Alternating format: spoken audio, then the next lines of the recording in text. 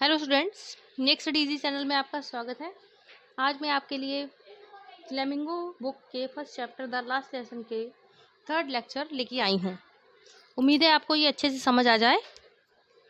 अगर आपकी कोई प्रॉब्लम है या पहले लेक्चर में रह गई हो तो आप कमेंट सेक्शन में लिख के हमें भेज सकते हैं। और हाँ, एक बात और कहना आपसे ज़रूरी समझ रही हूँ कि यदि आपने हमारे चैनल को सब्सक्राइब नहीं किया है तो प्लीज़ सब्सक्राइब करें और बेल आइकन को दबाएं, जिससे हमारे जो भी आने वाली वीडियो हैं वो आपको सबसे पहले मिल जाए। लेट्स स्टोरी स्टार्ट करते हैं।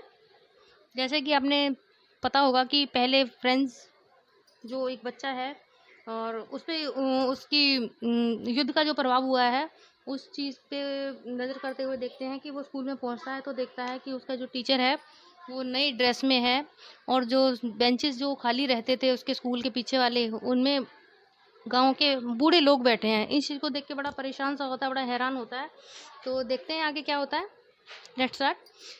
While I was wondering about it all, M. Hamill mounted his chair and, in the same grave and gentle tone which he had used to me, said, "My children, this is the last lesson I shall give you." जैसे ही वो इन चीज़ों को थोड़ा अजीब तरीके से देखता है तो वो देखता है कि एम हैमिल हैं जो वो अपनी चेयर पे बैठते हैं और बड़े गंभीर शब्दों से, बड़ी गंभीर आवाज़ में, टोन में वो उससे कहते हैं कि प्यारे बच्चों, कि यह मेरा लास्ट लेसन है जो मैं आपको आज सुनाने जा रहा हूँ। The order has come from Berlin to teach only German in the schools of Alsace and the Lorraine. अब बर्लिन के जो ऑर्डर आ गए हैं, बर्लिन से ऑर्डर आए हैं कि अब केवल स्कूल में जर्मन लैंग्वेज का ही यूज़ होगा, फ्रेंच लैंग्वेज यूज़ नहीं होगी। इसलिए ये मेरा लास्ट लेसन है। The new master comes tomorrow, this is the last French lesson, I want to be very attentive. कहता है ये लास्ट लेसन है, कल जो आपका नया टीचर आपका आ जाएगा जो आपको जर्मन लैंग्वेज सिखाएगा, और ये मेरा लास्ट फ्रेंच का लेसन है। आज मैं इसको अच्छे से आपको बता रहा हूँ, आप ध्यान से सुनिए। What a thunderclap these words were to me। इन ऐसे शब्दों को सुन के फ्रेंड्स के दिमाग पे जो एकदम बिजली की गड़गड़ाहट जैसे उसके शब्दों का असर पड़ता है, एकदम धक्का सा लगता है उसको। Oh the Rachels that was they had put up at the town hill. अब वो समझ जाता है कि बर्लिन के जो ऑर्डर आए थे और जो बुलेटिन बोर्ड पे जो लिखा हुआ था वो यही मनहूस खबर थी। अब वह समझ गया कि माजरा क्या था। My last French lesson, why I hardly knew how to write, I should never learn any more, I just stop there then, oh how sorry I was for not learning my lessons, for seeking birds' eggs और going sliding on the Saar. अब वो समझ गया है कि ये सारा माजरा क्या है। कहता है कि अरे ये तो मेरा फ्रेंच का लास्ट लेसन है जो मैंने ढंग से पढ़ा भी नहीं है और ना ही शायद मैं इसको अच्छे से अब कभी पढ़ पाऊँगा। और जो मैं जिस वजह से मैं समय ख़राब करता था अपना पक्षियों के अंडों को देखने में, और जो सार का नाम लिया गया है, जो एक नदी का नाम है कि सार नदी में जैसे वो स्लाइडिंग करता था, उस चीज़ को उसने समय बहुत अपना ख़राब कर दिया है और अच्छे से अपने लेसन को भी नहीं पढ़ा है, तो इस चीज़ का उसको बड़ा दुख होता है। My books that had seemed such a nuisance as while ago, so heavy to carry, my grammar and my history of the saints were old friends, now that I could not give up।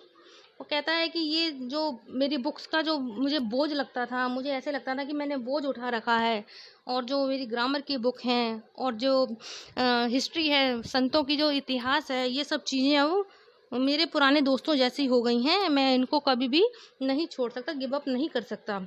And M Hemil to, और M Hemil को भी नहीं।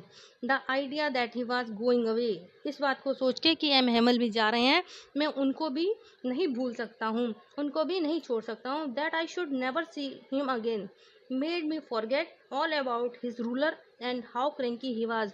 मैं उस चीज़ को भी नहीं भूल सकता हूँ कि वो दोबारा अब कभी मुझे मिलेंगे भी, और ना ही उनको भूल सकता हूँ, ना ही उनकी उस छड़ी को भूल सकता हूँ, और ना ही उनके उस क्रैंकी व्यवहार को, जो उनका भद्दा व्यवहार है, उस व्यवहार को भी मैं नहीं भूल सकता हूँ।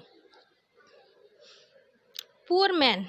It was in honor of this last lesson that he had put on his fine Sunday clothes, and now I understand why the old man of village were sitting there in the back of the room. अब वो समझ गया है कि ये Sunday की छुट्टी की जैसे जैसे छुट्टी वाले दिन साफ सुथरे कपड़े पहन के बैठ जाता है कि ये ऐसे कपड़े पहन के क्यों बैठे हुए हैं। अब मुझे समझ आ गया है कि इसी लास्ट लेसन के चैप्टर के उसमें इन्होंने अपने अच्छे कपड़े पहन रखे हैं, और मैं समझ गया हूँ कि ये गांव के जो लोग बैठे हैं वो क्यों बैठ गए हैं आके। It was because they were sorry to that they had not gone to school more, क्योंकि वो अब कभी भी स्कूल में नहीं आएंगे। It was there was way of thinking our master for his 40 years of faithful service and of showing their respect for the country that was there no more। गांव के लोगों ने उनको 40 वर्ष के इस अपने फेथफुल सर्विस की वजह से उन्होंने उन पे अपना सम्मान दिखाने के लिए उन्होंने उनका सम्मान किया है और उनके साथ उनको आखिरी विदा देने के लिए आए हैं। While I was thinking of all this, I heard my name called. It was my turn to recite। इन सब चीज़ों को सोचते हुए अचानक मेरे कानों में मेरे नाम की आवाज़ पड़ती है। शायद अब मेरी बारी थी। But would I not given to be able to say that dreadful rule for the participle all through very loud and clear and without one mistake।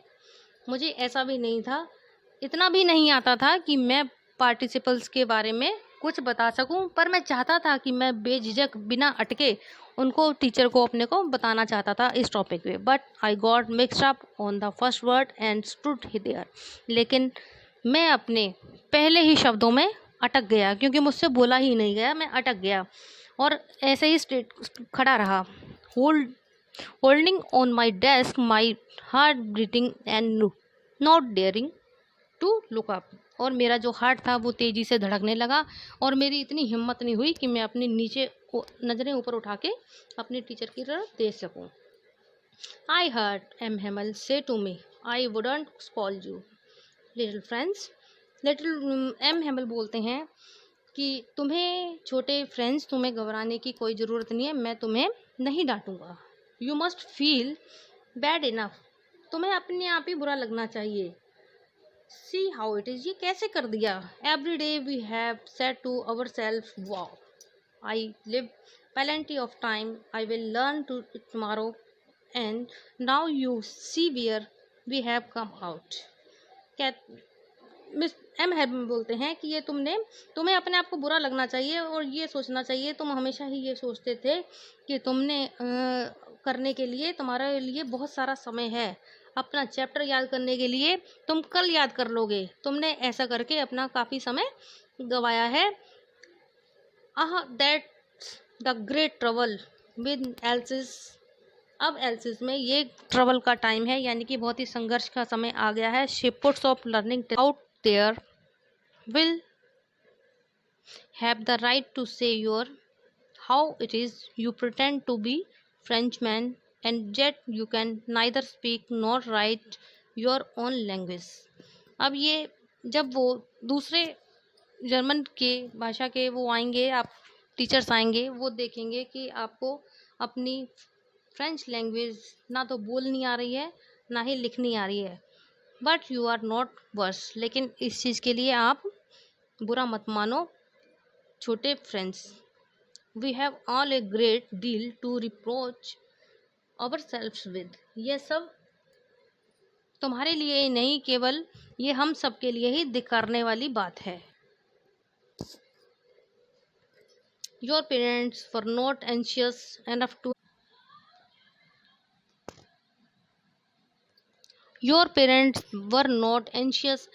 have you learn. They preferred to put you to work on a farm or at the mills। तुम्हारे माता पिता भी तुमको पढ़ाने के ज़्यादा इच्छुक नहीं थे, क्योंकि वो भी यही चाहते थे कि तुम कारखानों में और फॉर्म्स में जाके काम करो। So as to have a little more money, जिससे कि तुम ज़्यादा पैसे प्राप्त कर सको, जिससे कि तुम ज़्यादा पैसे कमा सको। And I have been to blame also, मैं तो खुद अपने आप को ब्लेम कर रहा हूँ, अपने आप के लिए ब्लेम कर रहा हूँ। Have I not often sent you to water my flowers instead of learning your lessons, क्या मेरा भी कसूर नहीं था कि मैं तुमको पढ़ाई करने के समय अपने पौधों में पानी देने के लिए भेज देता था।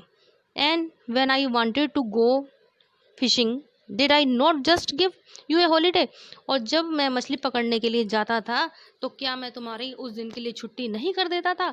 इस चीज़ के लिए मैं खुद को भी ब्लेम करता हूँ। आज तक का लेक्चर आपका यहीं तक। कोई प्रॉब्लम हो तो आप कमेंट सेक्शन में लिख के हमें भेज सकते हैं।